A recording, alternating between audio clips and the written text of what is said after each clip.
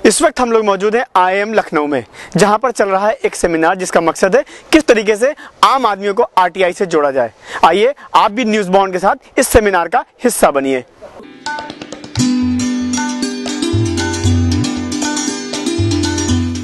भी अगर RTI की एप्लीकेशन जाती तो लोग एक्सेप्ट ही नहीं करते, पहली चीज है। दूसरा, अगर एक्सेप्ट भी कर लिया तो 1 महीने के अंदर कार्रवाई होती नहीं। तो उसके बाद क्या हमें करना चाहिए? देखिए, एक्ट में एप्लीकेशन देने के 30 दिन का टाइम दिया है। 30 दिन के बाद फर्स्ट अपील का प्रोविजन है, या सेक्शन 18 में आप सीधे सेकंड अपील कर दें,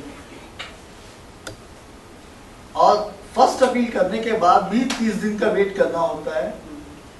फिर सेक्शन 19(2) के तहत आपको सेकंड अपील, फर्स्ट अपील है वो कहाँ की जाती है? फिर उसी उसी ऑफिस में सीनियर ऑफिसर को, सीनियर ऑफिसर। हाँ, उसमें प्राधिकृत है हर जगह। हाँ, हर जगह अपीलेट अथॉरिटीज में, तो उन दोनों का वर्जन आ जाता है कि डिपार्टमेंट में। और आज हो क्या रहा है कि नीचे वाले को जैसे उसकी शिकायत की तो वही PIO जो है अपीलेट अथॉरिटी क्या उन्होंने मार करके उसके पास भेज दिया।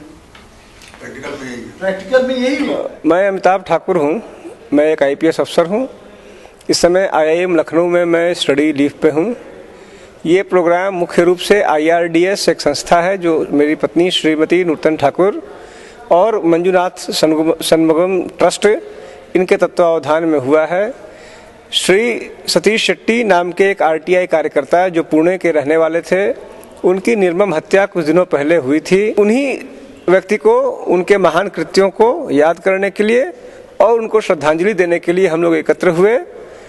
साथ ही साथ इस दौरान IIM के जो छात्र हैं तथा RTI के जो कार्यकर्ता हैं उनकी एक गोष्ठी हुई जिसमें RTI संबंधी विभिन्न पहलुओं पर चर्चा हुई। पूरा 44 यूनिवर्सिटीज की लिस्ट रिलीज की कि इनकी डिग्री की वैल्यू तभी होगी जब इनके पास डिफरेंट स्टेटरी बॉडीज का अप्रूवल होगा। तो उसमें उत्तर प्रदेश की काफी यूनिवर्सिटीज थी, कुछ UGC का मोनोग्राम अपनी वेबसाइट पर प्रदर्शित कर रहे थे। ये सब निकालने के बाद भी और UGC ने कहा कि हमने उनको निर्देश दे दिया है कि वो इस पे ये UGC का मोनोग्राम प्रयोग ना करें, लेकिन फिर भी हमारा काम करने का तरीका ये होता है, हम खुद ही इंफॉर्मेशन मांगते हैं और उसी डिपार्टमेंट से कहते हैं कि आप इंक्वायरी कीजिए, और फिर उस इंक्वायरी करने पर जो लेटर लिखते हैं उस पर भी हम RTI फाइल कर देते हैं कि आप क्या इंक्वायरी कर रहे हैं वो हमको बताइए। तो वो ना चाहते हुए उनको इंक्वायरी करनी ही पड़ती है।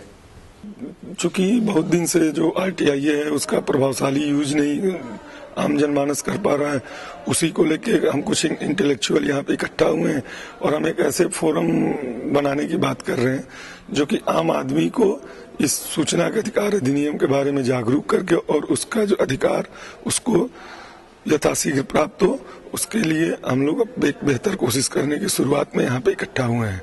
सेमिनार में प्रदेश भर से आए RTI एक्टिविस्टों का एक मत से राय थी कि वो एक फोरम बनाकर RTI के लिए काम करें, जो फोरम न केवल RTI के लिए काम की जाए बल्कि RTI के तहत जानकारी मांगने वालों को भी सुरक्षा प्रदान करे। इमरान अहमद, TheNewsBond.com, लखनऊ।